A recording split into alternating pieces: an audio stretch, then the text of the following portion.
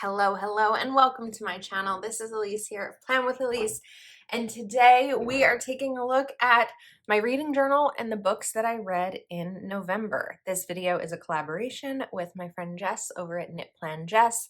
I will have her channel linked in the description, so make sure you go check it out after you watch this. So let's dive in. This is a happy planner, happy plans and notes, notebook planner combination. I'll be sure to link everything that I'm using in the description. So I just made this little page on Canva, and then we have my year in pixels. This, of course, we're a little bit into December already. This is from my Etsy shop, and in November, the days that I did read, I read for 30 minutes to an hour or more than an hour, but then we had a long gap of no reading. It was kind of like right around the time that Cyber Week was starting and then the recovery from Cyber Week, and I just wasn't into it.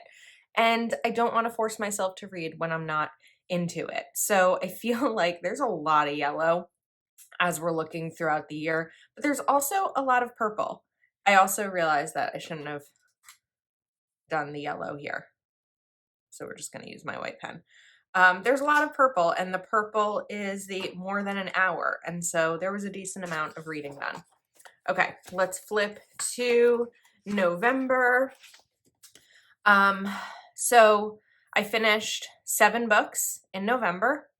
My favorite book was Thicker Than Water, which is Carrie Washington's memoir. And my memorable quote from the month was, "Being busy is one of the ways I create a sense of safety and control during times when I feel like there is none." And I read 2,229 pages. And then this was my November overview, kind of talking about when I started a book and when I finished a book. Then I'm excited to figure out my reading journal for next year because I feel like I didn't use a lot of the pages this year that I included because I used them last year. So this is my book bingo. We have 4 left to go. So I've got to get on those.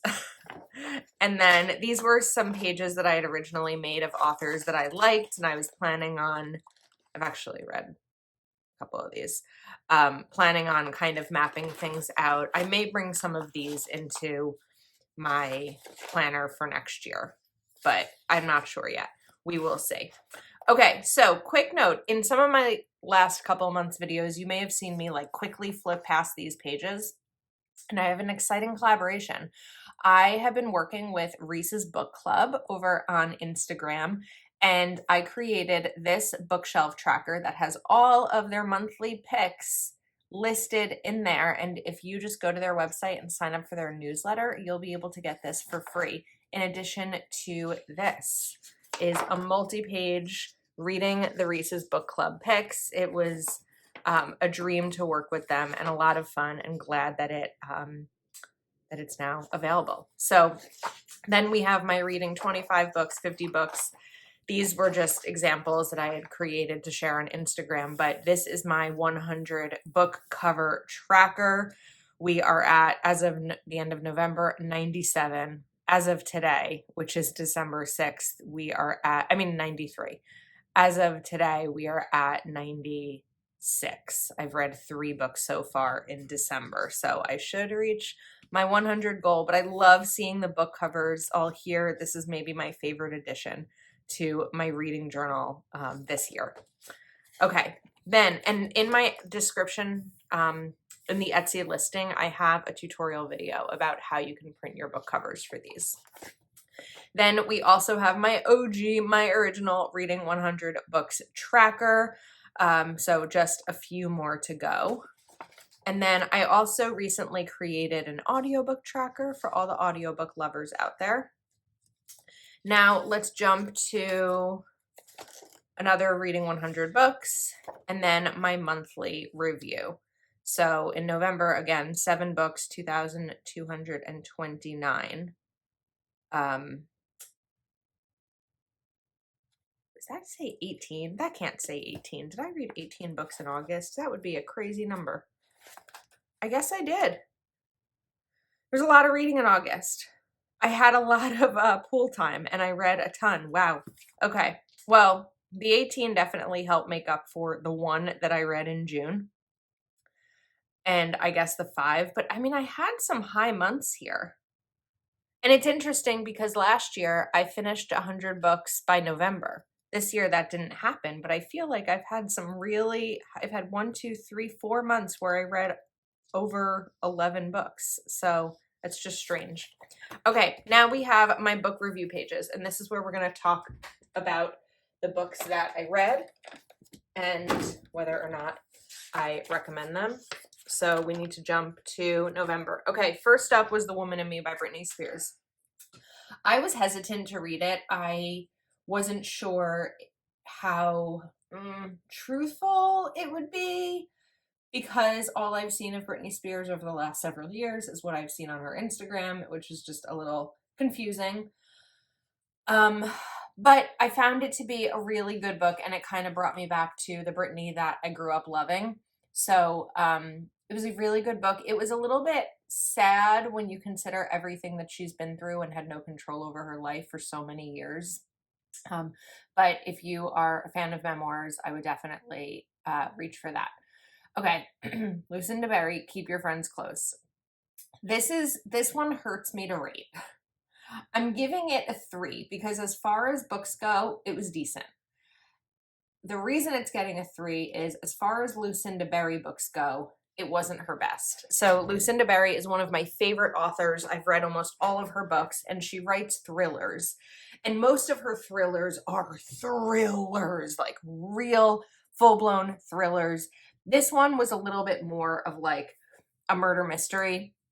So it's about a group of mom friends, and one dies one night at a party, and then it's a whodunit type of situation, and it just didn't keep me on the edge of my seat as much as Lucinda Barry's books have for the last couple of years.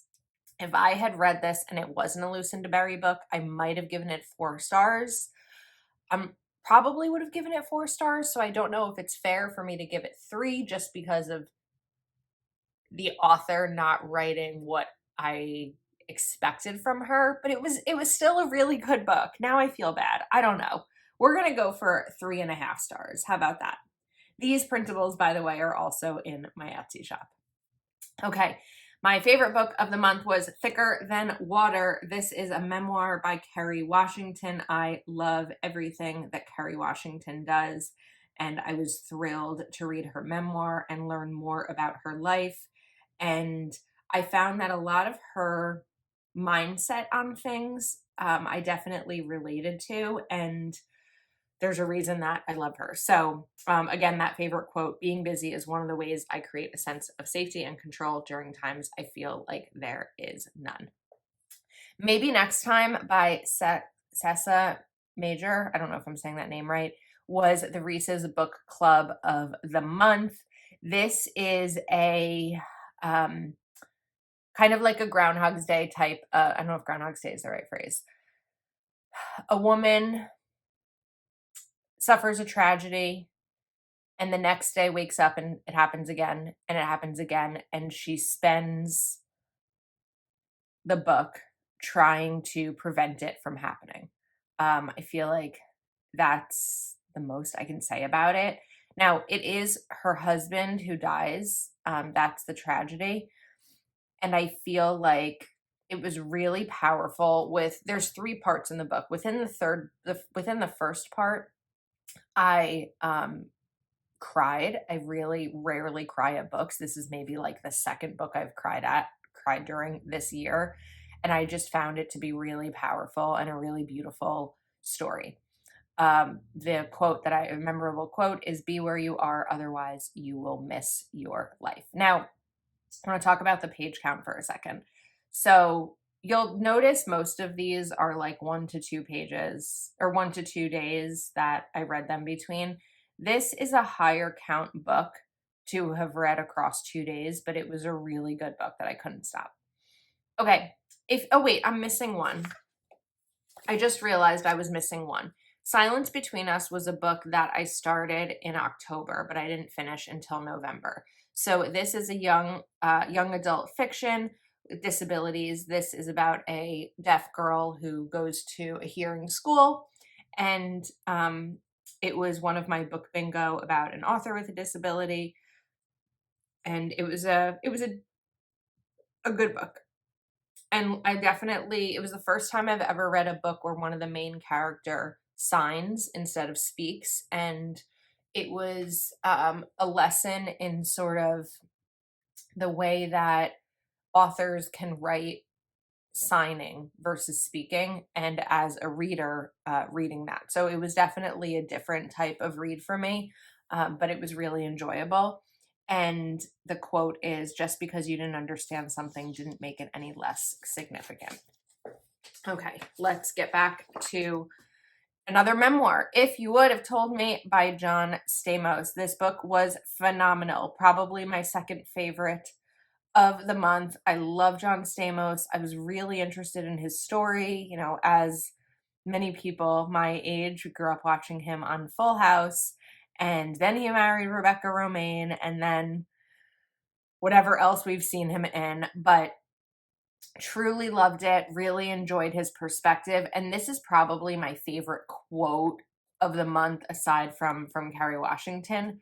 Not everything that hurts is an emergency. Sometimes we need to test our pain threshold to see how well we heal.